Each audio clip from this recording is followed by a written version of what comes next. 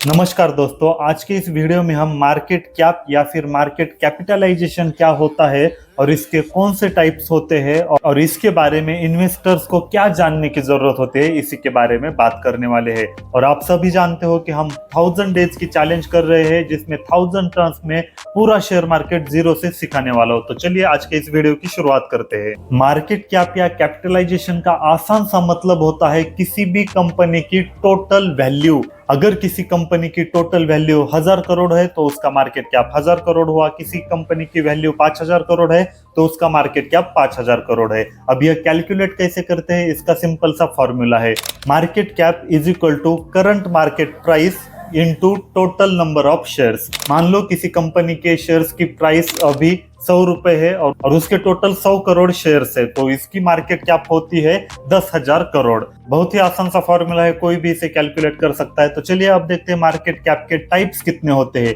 Basically market cap के 3 types होते हैं। सबसे पहला है लार्ज कैप। जो टॉप की 1 से 100 नंबर की कंपनियां आती है उन्हें लार्ज कैप कहा जाता है और जनरली उनकी वैल्यू 20,000 करोड़ से ज्यादा की होती है, उन सभी को लार्ज कैप्स कहा जाता है। आपने यह बात जरूर सुनी होगी कि हर कोई कहता है कि लार्ज कैप में इन्वेस्ट करो। वह इसीलिए कहते हैं क्योंकि लार्ज कैप के जितने भी स्टॉक्स होते हैं वह स्टेबल होते हैं, उनमें ज्यादा वोलेटिलिटी नहीं होती है और लॉन्ग टर्म में वह हमेशा प्रॉफिट कमा के देते हैं। इसलिए आमतौर जनरली लोग बोलते हैं कि लार्ज कैप में इन्वेस्ट करना चाहिए। एग्जाम्पल के लिए रिलायंस, एचडीएफसी बैंक जैसी कंपनियां लार्ज कैप में आती है। 2 नंबर का टाइप्स है मिड कैप। मिड कैप में 101 से लेकर 250 तक की कंपनियों को मिड कैप कहा जाता है और जनरली इनकी वैल्यू 5000 करोड़ से लेकर 20,000 करोड़ के बीच में होती है। मिड कैप स्टॉक में मॉडरेट रिस्क होती है और ग्रो करने की भी अपॉर्चुनिटी होती है। और 3 नंबर का होता है स्मॉल कैप। स्मॉल कैप में 251 से लेकर आगे की सारी कंपनियों को स्मॉल कैप कहा जाता है और जनरली स्मॉल कैप की वैल्यू 5000 करोड़ से कम होती है।